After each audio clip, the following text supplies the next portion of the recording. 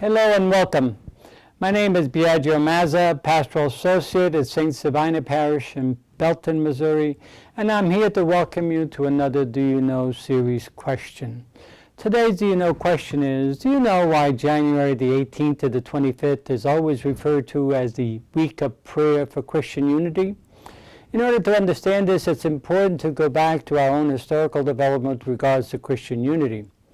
Throughout the history of the church, there have been a variety of splits that have occurred from the very beginning, beginning with Judaism, moving on to the 4th and 5th century, issues over understanding and accepting who Jesus was. In 1054, we had the major split between the Latin Church of Rome and the Greek Church of Constantinople, which led to the Catholic Orthodox split. And then in 1517, we had the famous split that occurred known as the Reformation, begun by Martin Luther in 1517, in which, all those supposedly who believe in Christ and try to follow Christ disagreed with one another about how to do that. And as a result, we had all sorts of tension, major wars over how to appropriately follow Christ and live out the Christian faith. Throughout the history of the church, there have always been people who have tried to see this as a complete scandal and tried to do something to bring unity among Christians. This movement took great advances in the 1800s when a number of people and movements began to say that we need to work towards basic Christian unity because it was a total scandal and it was contrary to what Jesus intended, that we all may be one.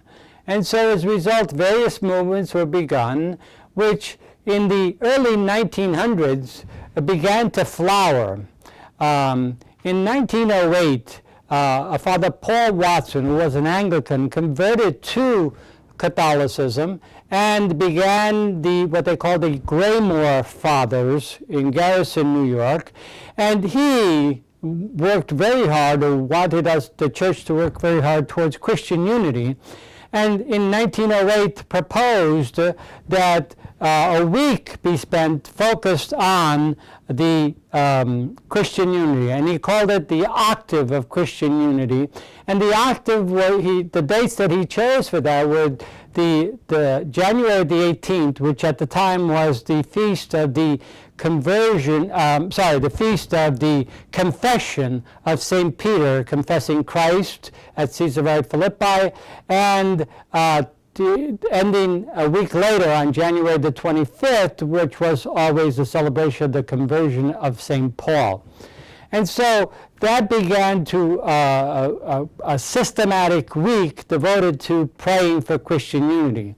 Of course, Paul Watson and a number of the early Christian movement people really began to see unity primarily in terms of the Protestants finally seeing the light and joining the Catholic faith. That's what was understood by unity. As a matter of fact, in the 1920s, they actually changed the name to the Chair of Christian Unity Week, meaning that the connection of Christian unity with the papacy, the Chair of Peter. In the 1920s, interesting enough, the Protestants too decided it was time to pray for Christian unity, and they established a week that was to end on Pentecost, the traditional beginning of the church. And so these movements began to really start to merge, so that in the 1930s we had Protestants and Catholics starting to work together to pray for Christian unity. Not necessarily in the understanding that all would become Catholics, but in the understanding that the Christian unity was to be according to Christ's will and the means by which Christ would want that to happen. So this would mean that all Christians could pray together for Christian unity, and not necessarily mean that everyone would join one particular faith tradition.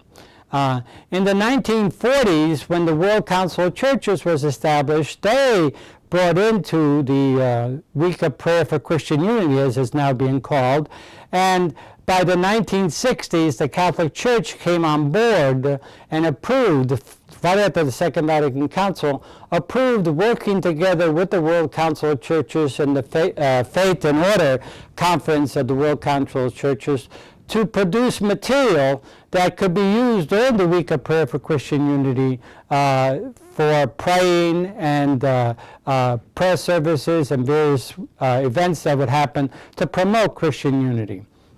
So since then, each year, the World Council of Churches as well as the Catholic Church have joined together and produced material that's international and scripturally based. So each year there's a particular theme to the Week of Christian Unity. This year's theme for the Week of Prayer for Christian Unity is They Showed Us Unusual Kindness, based on Acts of the Apostles, chapter 28, verse 2.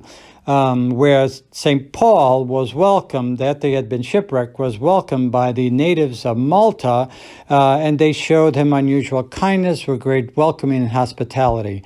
It's a lesson for us as we do the Week of Prayer for Christian Unity to welcome strangers and to be hospitable and treat them as family.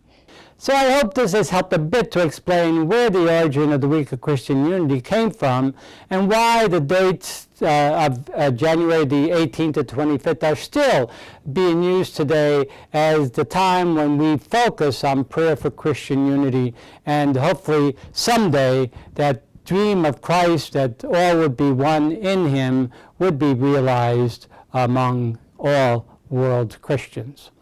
So thank you very much for paying attention to this particular video, and I hope you will return again to more videos in order to grow in our knowledge of our faith and our faith traditions. Thank you.